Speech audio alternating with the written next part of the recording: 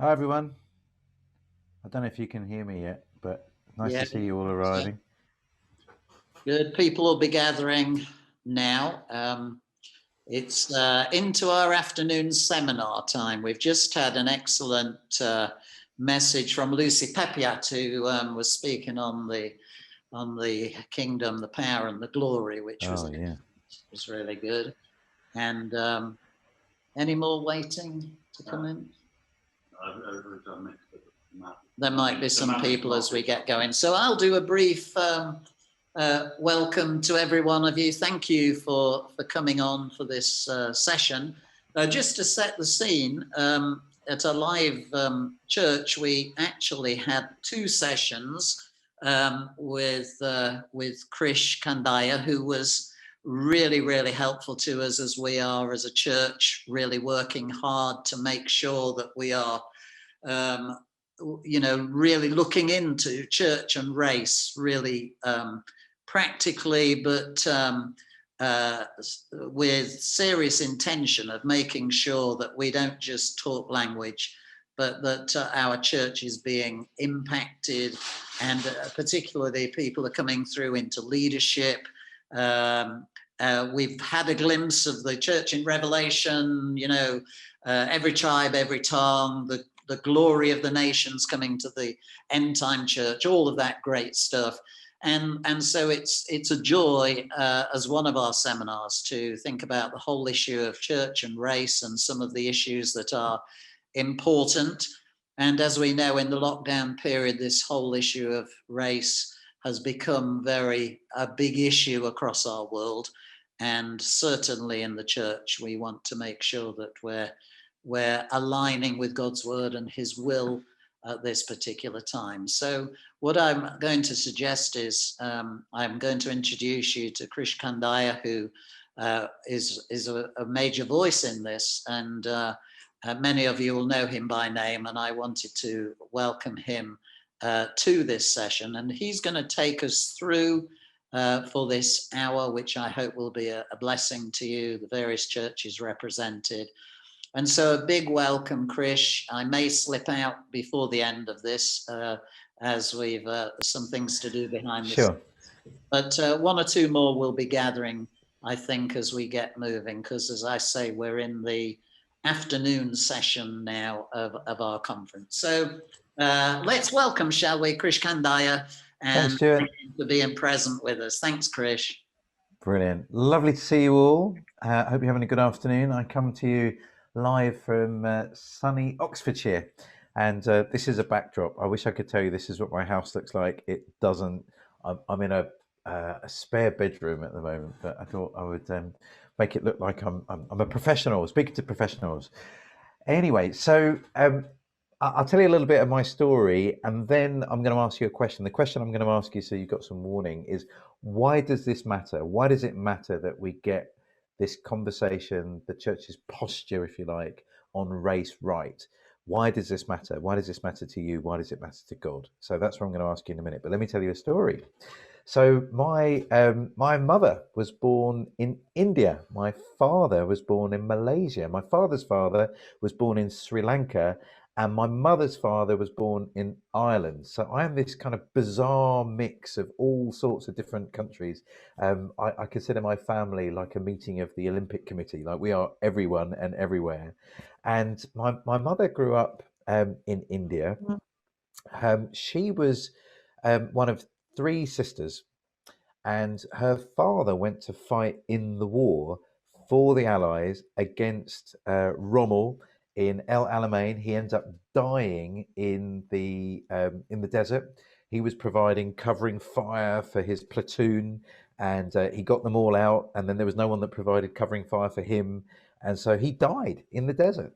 But he was given the second highest military award that you could get in the British Army back then, which was the Military Cross. I think the Victoria Cross was number one, Military Cross was number two, and it was our family's honour to be able to wear that medal on whenever it was Remembrance Day. I remember being very proud. I'd always walk very tall, thinking that he'd died serving his country.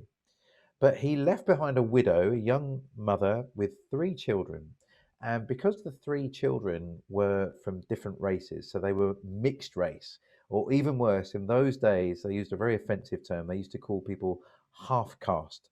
And because they were this, they didn't fit into the Indian community and they didn't really fit into the expat Irish English community. And so they were seen to be non desirables. And so they were all shipped off to three different orphanages. Even though they had a living mother, they were considered unwanted, and therefore they were put into orphanages. An auntie in the United Kingdom heard about this, manages to go to India, rounds up the girls, brings them all over to the UK one by one, and starts to set up life here in the UK. My mother decides she wants to train to be a nurse. She was a teenager, trains to be a nurse, and she'd turn up at the hospital. And on the way, it wouldn't be unusual for someone to throw a banana at her. When she's at work as a nurse, some of the white patients didn't want her to touch them because she was brown. It was almost like they were afraid the brown would somehow come off. And sometimes they'd ask for a white nurse that could look after them instead of this coloured nurse, as she was described back then. People used to mock her. That they were surprised that she knew how to use a knife and a fork because obviously she'd grown up in India, and that's where Mowgli lives in the jungle. And they were very surprised that she spoke English. So my mother was experiencing, as a teenage trainee nurse, she was experiencing all this hostility and xenophobia. And so she decided to wage a one woman resistance campaign. And on Friday night, she'd um, open up her home. She'd cook a massive vat of rice and curry, and anyone who felt like they didn't fit in were invited to come and have food at my mother's house. That was how my mother fought the racism that she experienced. She fought racism with hospitality. That was her secret weapon. And I grew up with those kinds of stories knocking around my head. And I was the brownest boy in my class, but I knew my mother had survived this kind of racism, and so she would kind of give me pep talks about how to keep on going, how to cope with it. And what I experienced was nothing nearly as bad as what she had, or many other people around the nation have experienced. But she showed me another way, and that was informed by her Christian faith. I think there's a verse in Romans that says, do not be overcome by evil, but overcome evil with good." It was like the judo move that my mother was playing on racism. She was going to fight it not by getting angry, but by being hospitable. So that's the framing of our conversation. I believe ultimately we, the church, will overcome racism with hospitality. That's the secret message. If you want the headline of what we're talking about, that's what I think we need to do. But let's dig into the why, right? Why does this matter to God? Why should this matter to the church? And why should it matter right now? Who's got a response? I'm going to pick on Lois because I know her and she came to my seminar before, so she's had plenty of time to prepare. And then we'll come to some of you. Lois, why does this stuff matter? Yeah, I'd say it matters because I think we are all made in the image of God. And I also believe like it's, I guess, part of the gospel because like Jesus loves everyone. And so I think racial justice is important because we're also all part of the body of Christ. So no part is lesser than another. So yeah. Brilliant. Loads of really helpful ideas there. So I think you started off talking about the image of God, that intrinsic to our faith is the idea that every single human being is made in the image of God, and that is not impacted by someone's race, someone's gender, someone's religion, someone's performance as a moral being. It's irrespective of sexuality. God loves the world because the world is made in his image. That is intrinsic to who we are.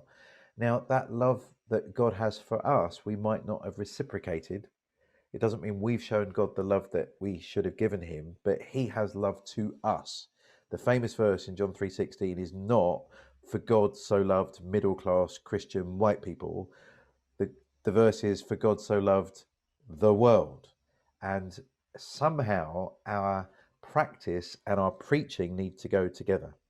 And if people hear our gospel is God loves the world, but they see that our practice is he only likes people like us, we're contradicting the message we're trying to spread. It's a little bit like I think it was one of my younger kids back when there was this drink. Do you remember it? It was called Vimto, and Vimto is an anagram of vomit. Did you know that? I don't know if they planned that. So you imagine you have a swig of Vimto and you go, "Oh, Dad, that's disgusting. Would you like to try some?" And you're going, "Hold on, you've just told me it's disgusting by your facial expression. Of course, I don't want to try some." So if we're talking about the love of God, really crossing boundaries, if our practice as churches signals the opposite, that God only loves people like us, that God only loves people that are from our income level or our gender or our politics, then we're contradicting the expansive, universal love of God, and that's problematic. Really helpful, Lois. Who wants to go next? Why else does this matter? Why does this matter now? Yeah, Paul, go for it. Yeah, I would say because the injustice and inequality still exists, and also the last year has shown our ability to deal with that is still very poor. Yeah, you're right. You know, we believe in a God of justice. You know, what are we told? You know, he has shown you, a man, what is good, and what does the Lord require of you? To walk humbly, love justice, and to seek mercy. That's God's command for us, his people. God is a God of justice. Now, we're not going to be overly optimistic and think that we will see the fulfillment of God's justice on earth right now. Only God can ultimately accomplish that when he comes again. You know, your kingdom come is our prayer still, and it will be until Jesus comes back again. But we do want to give the world a taste of what's to come. Sometimes we use the word the first fruits, don't we? We're going to give people a taste of the coming kingdom of God. The church is supposed to be a time warp, a TARDIS, a time machine, that when you enter the community of the people of God, you're not just transported back in time to the 1970s, which is how it feels sometimes with some of our music. Sorry, that was very personal. Or it might be the 1870s if you're on certain traditions. You're supposed to be time warped forward to the future of what God's bringing. And that time warp, as Stuart mentioned, is every tribe and tongue worshipping around the throne of Jesus. But sadly, Martin Luther King said this, America is its most divided at 11 o'clock on a Sunday morning, because there's white church and black church and Chinese church and rich church and poor church. And somehow, when people enter our church community, not just a service, when they enter our church community, we're back to days of division rather than forward to days of future. And that matters, because our gospel will be accelerated, the witness will be amplified if they see this supernatural people of God, that whose sociology is not explained through normal terms. I call it supernatural sociology. They see something they can't explain. Why are these people together? Why are they getting on? Why are rich and poor, old and young, black and white? Why are they together? What have these people possibly got in common? And the answer is, well, nothing apart from Jesus and the image of God. And so people need to see that. That's great. Good. Give me some more. Why else does this stuff matter? Yeah, who's that over there? Rob. I don't know whether you're going to touch on this, but the thing that I'm puzzled about is, you know, like you just mentioned Martin Luther King and the civil rights movement. Yeah. I grew up with all of that. I'm quite happy with all that. But I've been reading some of the Black Lives Matters writers, and they're saying we're nothing to do with them. You can forget that. We're a different kind of sort of movement, different breed. We don't look to Martin Luther King and that movement. We're something completely, much more radical, much more, well, you know, kind of, they wouldn't, but there's something going on and I don't quite understand it. So I'm reading at the moment, I'm reading Small Island, and you know, it's really good about the Windrush generation. Good. And, you know, I kind of understand that to some extent, but I don't know whether you're going to touch about BLM, and I don't quite understand what we can go there. I think the difference is, because I know that they're different to some extent in quite a radical way. Yeah. Let's talk a little bit about that. So Martin Luther King, Baptist minister. I've been to his church in Atlanta. You know, sadly it's an empty building now, but you know it was formed out of the Christian tradition. Now, to be fair, a lot of white evangelicals, not all, but a lot of white evangelicals dismissed Martin Luther King and said he was a liberal. Why is he getting involved in politics? The most important thing you should be doing is preaching the gospel. So even in his time, a lot of people said he's, there's something dodgy about him because he's not really a Christian. So the Black Lives Matter movement does have an ancestry that connects itself to the civil rights movement. It does, yeah. But what they've done is they've taken on some other critical tools, particularly something called critical race theory, to help them explore what's been going on. Now, hear this. Some Christians look at the Black Lives Matter movement and they jump on board with both feet and say, I'm all in, like everything about it, I'm all in. I'm not completely comfortable with that. I think there are some things that we want to challenge. I think a lot of Christians, a lot of people, myself included, when the George Floyd murder video went viral, there was this kind of outpouring of empathy that people wanted to say that's not right, and racial injustice is not right in general, and so therefore we're going to take to the streets, and people did, in the majority of cases, peaceful protest. Now, when people were marching under the banner Black Lives Matter, I don't think they'd read all the fine detail. I don't think they'd said, oh, I'm going to go to the Black Lives Matter website, I'm going to read all the fine print, and I'm going to make sure I tick all those boxes. I think it was just a handy hashtag that people used to say Black Lives do matter, right? I think that's what was going on. Anyway, and then there's a third group, I guess, that would say, I reject the entire thesis of Black Lives Matter because it's somehow tainted by Marxism. So what I would say is, it's a phrase I learned in Albania. It's called, you eat the fish and you leave the bones, right? There's a discernment that you bring to anything. It's why a Christian can't be a fully paid up member. Well, they can be a member of the Conservative Party or a member of the Labour Party or a member of the Liberal Democrat Party, but they're always going to say, look, there's bits of policy and ideology that I agree with, and there are bits that I don't. That's just the nature of what it's like to live in the world today. So I think that we want to be selective, and we allow the Bible to set the agenda for what we're doing. I had an interview I did for an event I've got coming up. I'm going to put the event in the chat so I don't forget. It's a free event happening on the 25th of May. And Tom Wright is one of the speakers. He's just this world-class theologian. And he said, look, caring about racial justice for the church is not just woke, it's something that we were commissioned to do in the very beginning because God cares about justice. We should have been doing this, and it's sad that it's taken, if you like, a movement outside of the church to wake us up to the fact we've still got some issues. We should have been doing it anyway. So that's where I'm coming from. But happy to answer more questions from you, Rob, or are you happy we move on a bit? No, I don't want to hog anything. No, that's fine. That's great. So I think, well, I'd love to hear from the rest of you. Okay, we've kind of had a little look at why this matters. I'm going to get you to my thesis that hospitality is the way that we are going to confront this.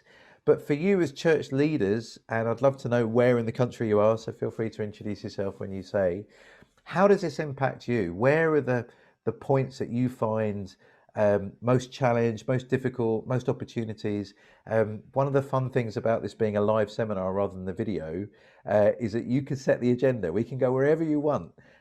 So I want to give you a chance to shape the issues we're going to talk about, but there's some stuff I want to land before we finish. So let's give you a chance. Where are you finding the issue of race or the Black Lives Matter conversation? Where are you finding it impacting your work and ministry, or what are the problems that you're trying to solve? Why don't you feel free to ask some questions, and if you don't have any, I've got too much material, so we'll definitely dive into it. But your chance to shape it. Matt, you're smiling away. Where are you, and how does this impact you? Hi, Krish. Yeah, Matt Bell. Not far from Nottingham, and involved in leading church for a while now. And yeah, I think when everything was uncovered last year, the big thing I think was just the whole issue of attitudes and probably an uncomfortable awareness that whilst for many of us probably believed that our hearts, our motives, everything was understood and clear and pure, probably an awkward or uncomfortable realization that there were attitudes and issues that really needed to be addressed and needed to be understood a lot more. And I think the thing that hit me probably the last 12 months, and the people that I've kind of just been listening to, is mainly the idea of having the conversation, developing the conversation, doing a lot of listening, as well as, well, predominantly listening, to be honest. And I think that's probably still where I'm at. And within our church, we used to be, we live in an area with plenty of social deprivation, but our church has over the years been mainly white middle class. And it's been wonderful the last few years that we've had, that's changed, and it's been great, and we've welcomed that. We've been incredibly blessed by that, and I guess but it still feels to me like we're on a huge learning curve. Thank you. So yeah, really helpful, and I think a lot of churches would share that same journey, that the congregation doesn't necessarily reflect the area that is in. Some of that is there was a sociological study done in a big kind of missiological journal that says when you become a Christian, it's not unusual for there to be kind of middle class elevation. So you hopefully become a better parent, you become a better worker, a better citizen, and you work hard, and all of those things often lead to kind of middle class uplift. right. But how do you remain connected to the different demographic groups that your church and congregation might be in? And we're increasingly living in a multicultural society. So how do you stop the church being white? Those are huge issues. And I think churches have been they're still on a journey. So sometimes we manage to get a multicultural congregation. So the audience, if you like, are multicultural, but the leadership is still of a particular class and gender and race. And that has an ongoing challenge, in that if people don't see themselves as potential leaders because the leaders don't look like them, will they stick around? Will they think I've got something to contribute? Will it encourage more of a consumer mentality where I just go there, I get my fix and I leave? But also it prevents the church from genuinely meeting both the pastoral needs of the Christians who come from these different backgrounds, but also missionally engaging its community. So there are not just woke reasons, and people are always worried about, we're just going with the flow of the culture, but there are actually pastoral, missiological, theological reasons why you might want to diversify your leadership team. And that is something that I think we really need to aim for. I want people to come in and say, oh my goodness, this church is a little taste of this future where every tribe and tongue is present. What's going on here? That is far more evangelistically impactful than a bunch of people from exactly the same background all being in the same place. That's completely understandable through sociological terms. But yeah, thanks for raising it, Matt. Anyone else? Megan, are you related to Matt, or has everyone got a Bell in their surname? Was that part of the deal of joining Ground Level, or what's happening? I'm not related to any of the Ground Level Bells, but there's another Bell clan in Lincoln. Is there? Yeah. Excellent. Common question though. Yeah, I'm from Lincoln, and I'm just here, like, I think what Lois is my good friend, and what she said really just sums up what I feel as well. I really feel like we need to give everybody the position of authority that they should have, so that we can hear from people from every background, because yeah, it's the love of God surrounds us all. I'm here to. Brilliant. Very good. Excellent. Well, congratulations for being a Lincoln Bell. That sounds, it's lovely. It sounds great. I think you're right, and there's something generational about this as well. That young people are more sensitive to this. They're more awoken to this, and many churches would like to reach young people with the gospel. Hopefully we want to reach everybody with the gospel, but often we're particularly interested in young people. And it's difficult, isn't it? Imagine that you invite a friend at work to a comedy club. and let's say that friend at work is a woman, and the guy on the stage is telling sexist jokes, you feel embarrassed that you've brought them there into this context. Like, what kind of person are you that you would think that was funny? You know, you're implicated because of the invitation. Now, if a young person brings their mate from school, which would be great, to church, and they're the only person of color in the room, that's an issue, isn't it? Like, who are you people? Where are people like me? You're more racist than the culture. You know, that's ridiculous. So it could have a huge impact on whether people feel comfortable to share the gospel and invite people to be part of your community. So it matters. It matters for everybody. But I think young people in particular feel that sensitivity. Joe, tell us about what you're facing, where you are in the country, and raise a question for us. Hey, Chris. So first of all, sorry that I missed the beginning. I missed the beginning of the session, had a school pickup emergency that I had to deal with quickly. But this is something that is really, really close to my heart. I have the amazing privilege of leading an international development organisation called Links International, who Matt actually was he was the chairman of our board of trustees for quite a long time. So we get to work all over the world, and this is something really, really close to my heart as well. My wife is Colombian, and she it's 50% Afro-Colombian, and then the other 50% would be a mixture of Spanish and indigenous tribes. So has lived here in the UK for a long, long time, and I've lived over there in Colombia for quite a long time, and Colombia is still very much struggling with a lot of its racial history, and obviously I'm very aware of the sins of my fathers in all of that as well. So kind of navigating through this time from last year it's been really interesting, to say the least, and kind of seeing God just bring to the surface so much for us personally, for people around us, for us in our church. With my other hat on, I get to help lead a church called Aaron Church down on the south coast. And we're in an area called Littlehampton, which you wouldn't think would be the most multicultural of areas, but we do have we have something like, I think at the last count was something like 48 different nationalities represented in the church. Wow. From Amazing. all over, from Far East, Middle Eastern, African, and Latin America, which has been amazing, absolutely amazing. But again, that's not really represented in the leadership. In the wider leadership, definitely. But I think one of the challenges that we're facing, and I think this is probably true across the nation, is that there's not a lot of people champing at the bit to want to be leaders of any different kind of ethnic background. So there's that hurdle that we're facing as well, and not wanting to just fall into kind of any sense of tokenism either. I think it would be safe to say that we definitely would be a church that believes in the celebration of diversity, the celebration, that Revelation chapter 7 view of the church of every tribe and every tongue being represented.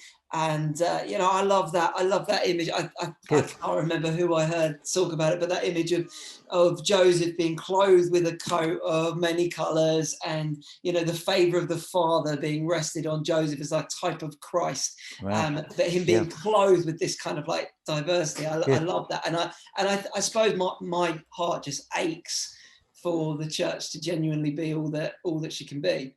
Brilliant. Joe, so many interesting concepts and ideas and things that you're wrestling with.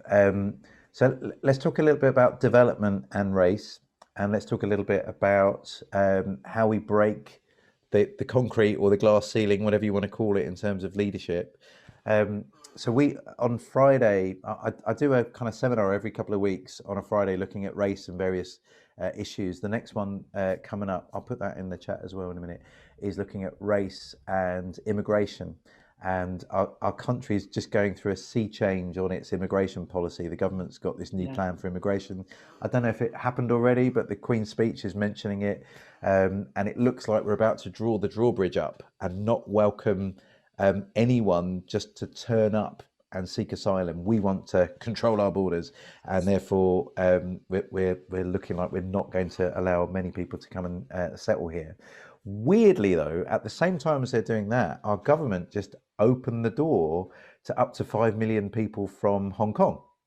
And I've been involved, again, I'll put that in chat, in a movement to try and help the church play its part in welcoming Hong Kongers to the UK.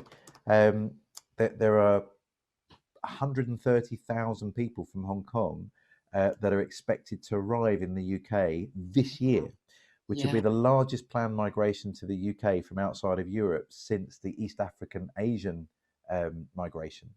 And that was Priti Patel's parents came in under that. That was from Uganda and Kenya and Tanzania. And 70,000 came over 12 years. So by comparison, we're talking nearly double coming in a year. But that's all right, you know. And at one level, you know, I'm excited. You know, God's grace is available to Hong Kongers as much as it is to an Eritrean or a South Sudanese or an Afghan or a Syrian. God's for everybody.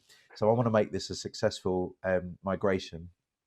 And actually, huge number of those are Christians looking for churches.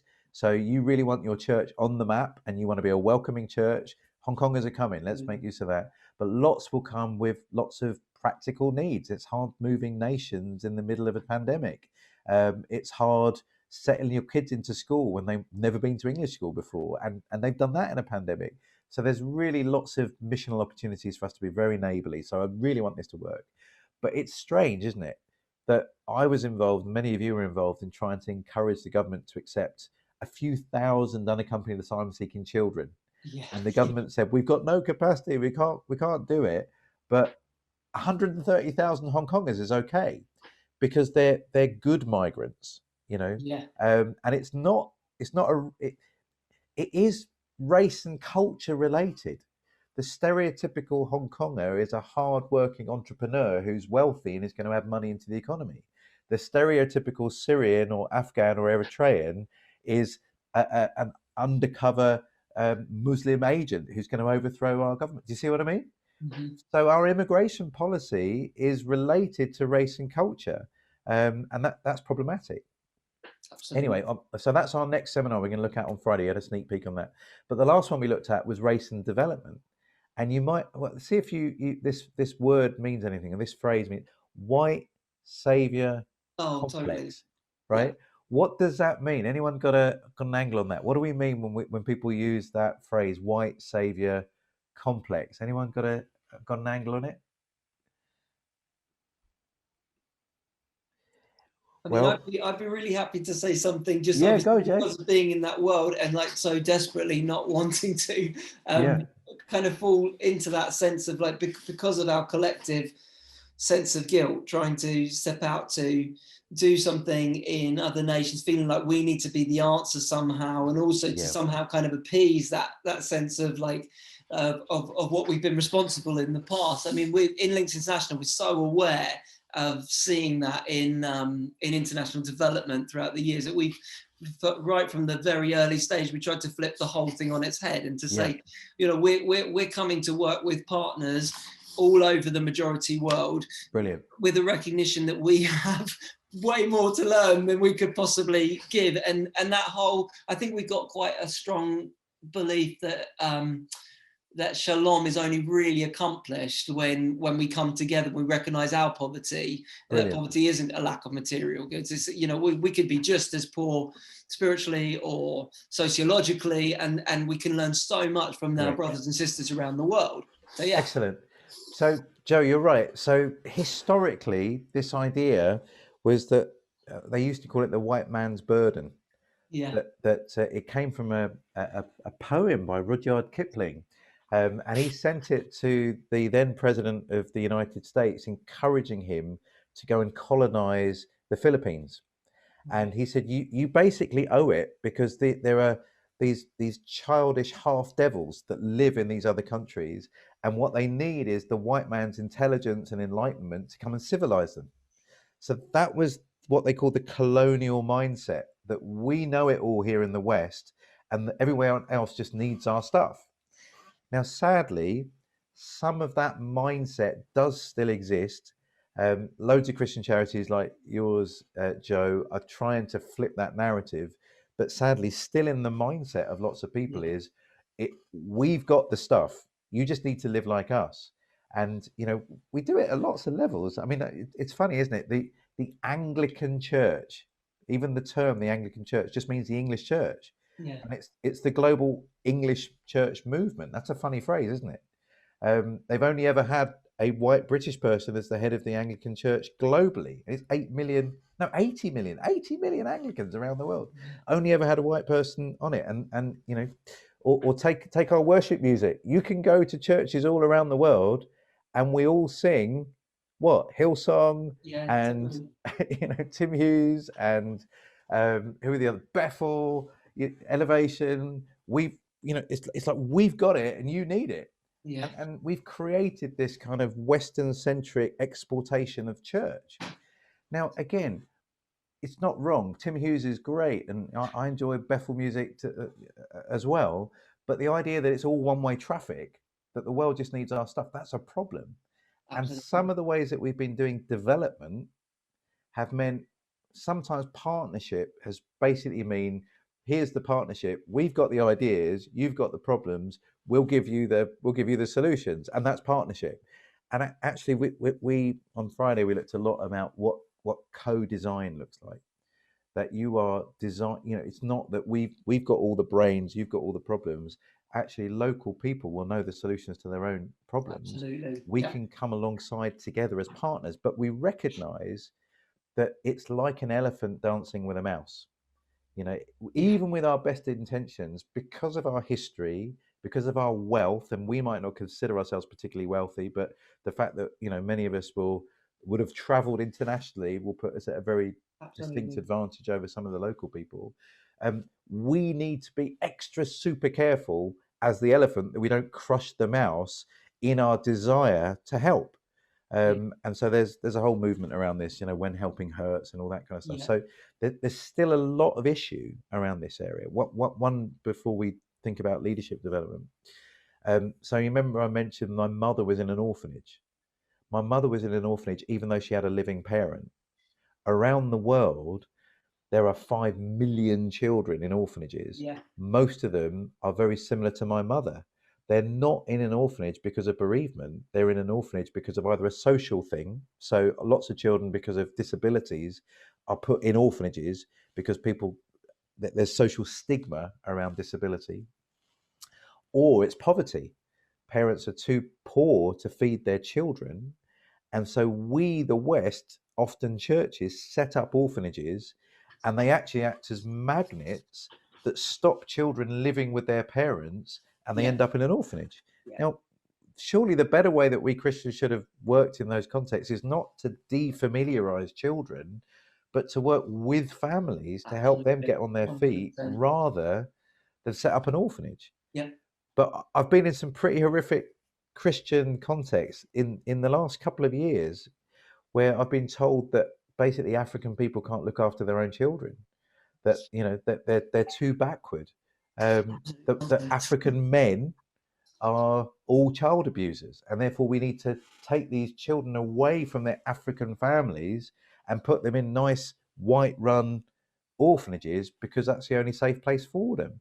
Yeah. So I wish those colonial ideas were 200 years ago in the past. They're still there in the present, and we need to ask very good questions. I'm sure you're well up to speed on this, Joe, and helping well-meaning donors actually give to projects that are genuinely about empowering local people rather than just the sender donor mindset. But you asked the other question, well, you raised the other question about breaking the glass ceiling. Nobody wants to be a leader.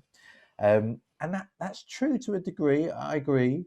But Soul Survivor had this issue a few years ago. Do you remember? Every kid wanted to be a worship leader. Well, why did every child want to be a worship leader? It's because we gave an hour's worth of platform time to a guy or a girl with a guitar. And so guess what? You see it, you want to be it, right? So if you see that, this is what success looks like, a guy with a guitar and 20,000 kids singing along, loads of people wanted to be worship leaders. And at one level, amazing. Soul Survivor was the developing ground for people like Tim Hughes and Matt Redman, and Yeah. you know, it's been amazing.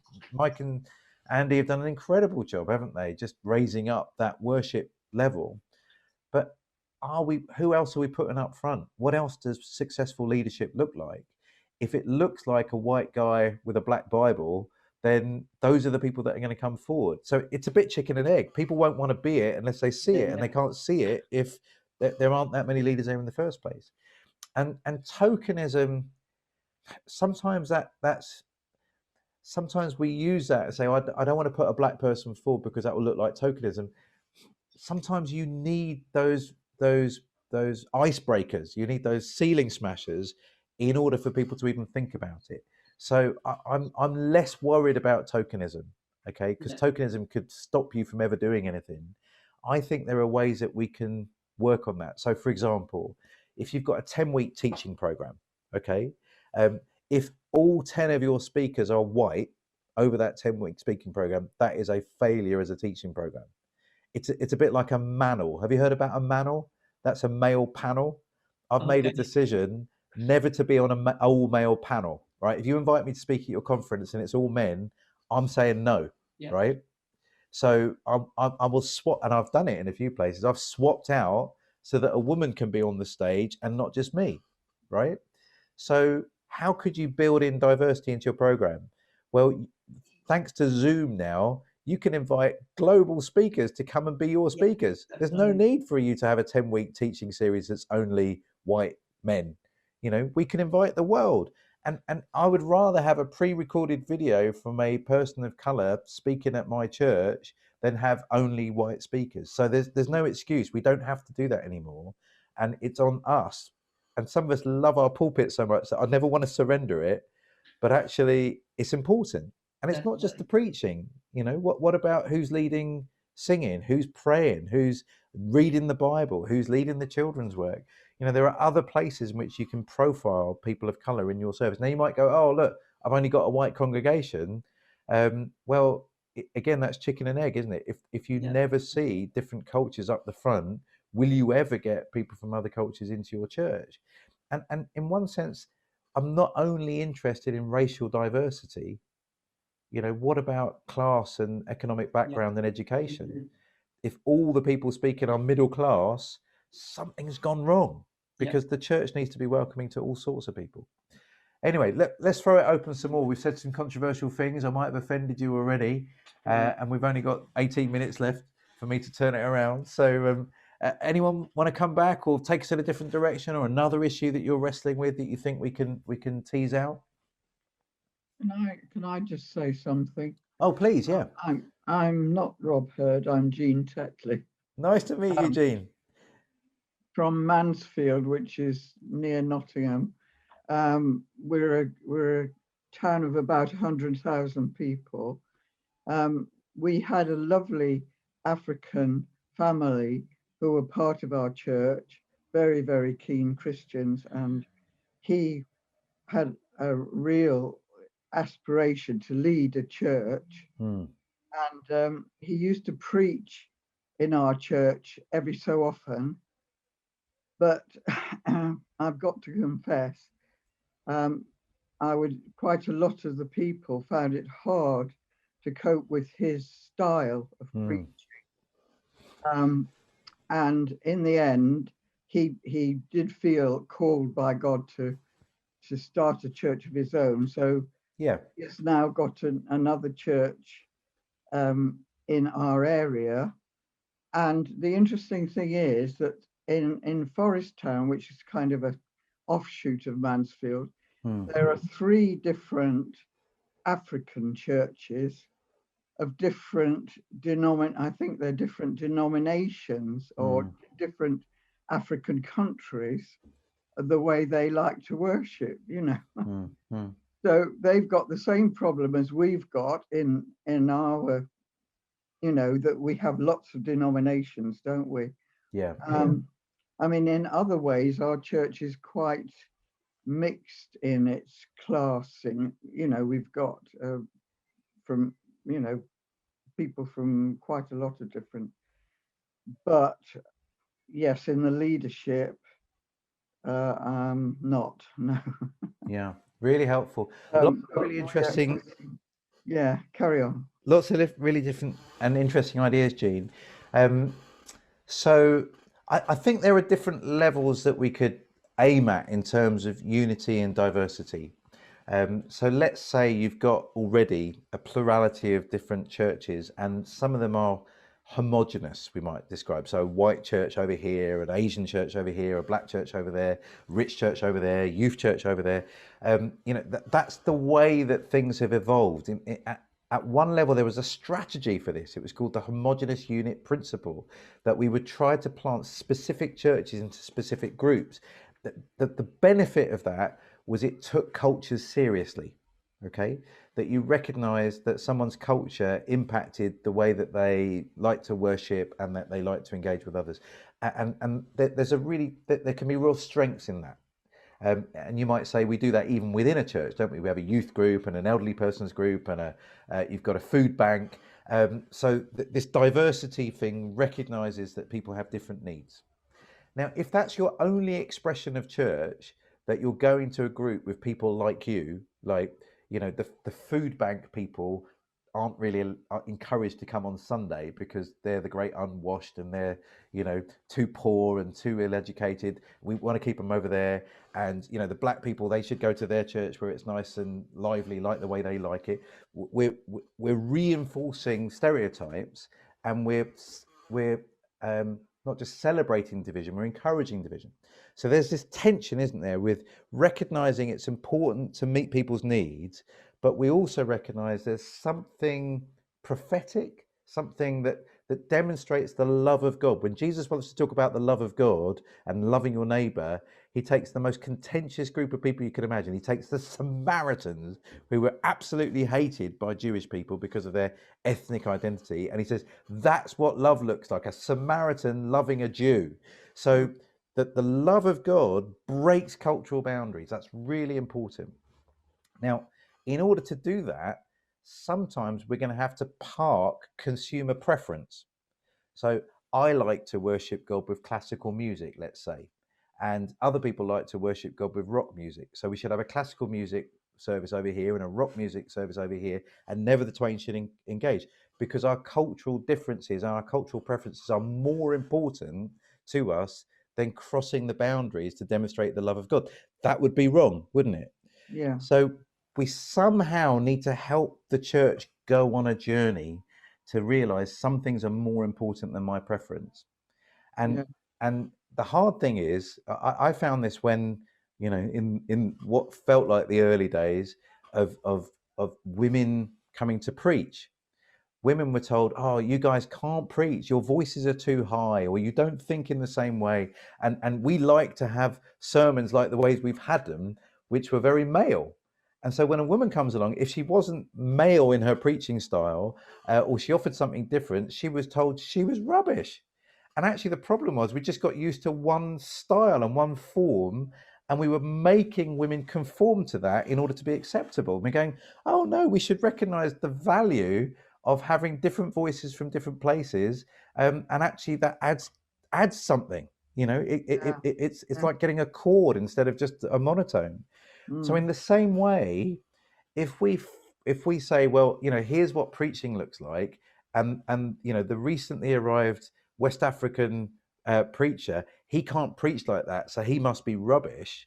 Do you see what we've done? We've set an unattainable standard, and actually, it's like the cookie cutter. We only want preaching that sounds and looks like a star, when actually there's all sorts of varieties, and that will be good for us. But a congregation might need to be going on a journey to say, look, this has never just been about your preference. This is about leaving room for God to do his thing. And sometimes God does things we don't actually like, and that's okay. Sorry, that was a bit of a rant. But it's hard. It's a hard journey for a church to go on, but we have to help them.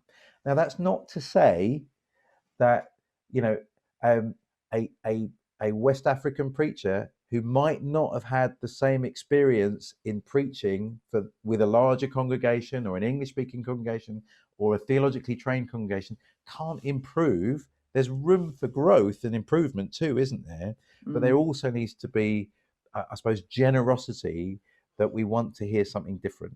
Yeah. There you go. Yeah. That was a bit of a rant. Does anyone want to come back? Want to challenge? Want to talk about other issues that you've wrestled with? I've got a story we're going to end with in the next few minutes, but I want to give you a chance to ask anything else you want to before we move on. You happy? All right, I'll tell you my story. Just before we forget, I've put some stuff in the chat that are links to other things that we're doing. So one is this conversation about race and immigration. That's a week on Friday, the 21st. And the other is the 25th, which is a huge event. And it's free and you're all welcome. Tell your friends. I've got an amazing lineup of speakers, activists, preachers, and we're looking at three big things. One is, what does the church still need to do to get its house in order that we might demonstrate the grace of God across racial boundaries? The second is, how do Christians play a role in wider society pursuing racial justice? We shouldn't be on the back foot, waiting for the culture to sort itself out. We should be salt and light into the culture. So what does that look like? And thirdly, we're looking at that question we were chatting about earlier, Joe, around how do you do global development without it being white savior complex? So it's going to be a great, great event. Let me tell you a story. So I was a really, really terrible church pastor, right? I had been in student ministry, working in Albania, and I came back to the UK. We were going to start a family, and I thought, maybe church ministry would be the place I could serve God. And I remember joining a local church. I was called to serve in it, and the leadership of the church said, "Look, we're really excited to have you, Krish. What we really want is change." Now, I don't know if you've ever applied for a job being the pastor of a church. You need to realize that when the leadership tell you that they really want change, there's a specific type of change that they want often. I'm sure it's different in the ground level network. But what they really want the change in is numbers. They want more people on the Sunday, but they want everything else to stay the same. Because all the people that wanted change have actually left the church and gone somewhere else. And all the people that are left behind just want the same old they've been having. And why should they be penalized? They've been faithful, but we just need a lot more people on the rota, more money in the bank, and more people in, more kids in the youth group, and more people on bums on seats on Sunday. And I misread the cues. I thought they wanted radical change. We were a white little island in the middle of a really diverse community. We were in North Harrow. North Harrow's the not posh part of Harrow. Harrow on the Hill is the posh bit. North Harrow is where everybody else lives. And our area was so poor that people stole our wheelie bin, right? Like, who steals a wheelie bin? Someone with not much disposable income or a rubbish job, maybe. But anyway, there you go. So it was incredibly diverse. We had Afghans, we had East African Asians, so Gujarati speakers that had grown up in Tanzania and Kenya. We had all sorts in the community, and actually very few white people. If you want to see white people, it's like going to the zoo. Just come to church on a Sunday morning and you'd see some white people in the area. That's how it kind of worked. And I thought, this is nuts. Why would we be this little oasis of whiteness on a Sunday when the rest of the community is so diverse? What could we do? And I realized that, I'd started doing teaching series. I started using pictures of different ethnicities in our publicity as a church, even though if you came, we were white, but our publicity at least showed what we wanted to be, which was a diverse community. And what would happen was that maybe an Asian family would turn up or a black family would turn up on a Sunday morning, and they'd enjoy it. And they'd go, hold on, the only other person of color in this room is the preacher. Everyone else here is white. Where is everybody? I can't stay here. So I realized this is really sneaky and probably immoral. I couldn't just get one black family or one Asian family to turn up on a Sunday. I needed lots of Asian families or lots of black families to turn up together on the Sunday. And they wouldn't know that everyone else that was of color was a visitor, because you don't have a chance to talk to everyone on a Sunday, right? You just think this is a multicultural church. So that's what I needed to do. I needed to game the system and get lots of people to turn up on the Sunday from different cultures. So I had this weekend idea, and some of you that were involved in the Alive Church helped me tell this story before. But yeah, I only had one really great weekend as a pastor, and this was it. So on the Saturday night, we'd put on an event, and it was a Bollywood night, right? Because I found out from just chatting to local people that Afghans, East African Asians, Africans, that everyone seemed to like Bollywood in our area. So I was going to put a Bollywood event on, and I couldn't find a Christian Bollywood band anywhere in the country. And I searched everywhere to find one. The closest I could get was a Christian Asian Elvis impersonator. Now, you wouldn't believe that there is someone out there like that. There is, and maybe he's still out there. So I booked him because he's the closest I got, and he turns up in this Mercedes with a chauffeur, right? And I put my hand out to kind of say hello to him, and he won't touch my hand because he's the talent and I'm a pleb. So we knew things were not going to go well. So luckily, I'd also booked a local Bollywood dance troupe and a Bollywood DJ, and we'd cooked up some vegetarian food, because that was halal and everything else, because it's vegetables, so that would suit everybody. And the Elvis impersonator came on, and he was so terrible. He was like a record that was 45 played at 33, if you remember those kind of sound categories. It was awful, but so I got rid of him as quickly as I could. Then the Bollywood dance troupe came on. They were amazing. And some of our elderly people had turned up wearing saris, not as a cultural act of appropriation, but as a cultural bridge. And the Asian people actually liked it. They thought that was cool, that there was a 80-year-old granny who's worn a sari for the first time and trying to bop along to Bollywood music and then eat vegetarian food. It was lovely. Anyway, the Sunday morning, I advertised on Saturday night that we're having a special Sunday morning, and we were going to have an East African worship band. And they were called a Benga band. I don't think that's the same spelling as you, Paul, but a Benga band was a way that local Africans were going to lead worship for us. And this guy comes in and he leads worship on a drum, and it's beautiful. And loads of people came, like loads of people from the night before, loads of other local people, and it worked. We had all these different cultures together. And this guy's leading worship on a drum, and people are getting with the rhythm, and some people are ululating when they're singing. It was amazing. And so this guy leads us in a worship song, half in Swahili, half in English. And the song was Jesus is the Rock. And he said, okay, everybody, I want you to sing this. Jesus ni Mwamba. And we all shouted back, Jesus ni Mwamba. And he said, no. You just said Jesus is a snake. Mamba means snake. Mwamba means rock. You got this completely wrong. We're all falling about. We're laughing. It was a brilliant day. At the end of the service, this guy comes up to me and he says, who are you people? Right? Who are you people? This is my first time in a church. I'm from a Hindu background. I just sat next to a Muslim family in a Christian church. I've never been in the same room as a Muslim. What is going on here? What's happening? And I'm going, this is the supernatural sociology, right? This is the gospel that says everybody's welcome. We're going to fight racism with hospitality. And you've tasted a little bit. Anybody is welcome in this church. You might be on a journey of faith. You might be from a Muslim background, a Hindu background, atheist background. You're all welcome here. Come and find out who Jesus is.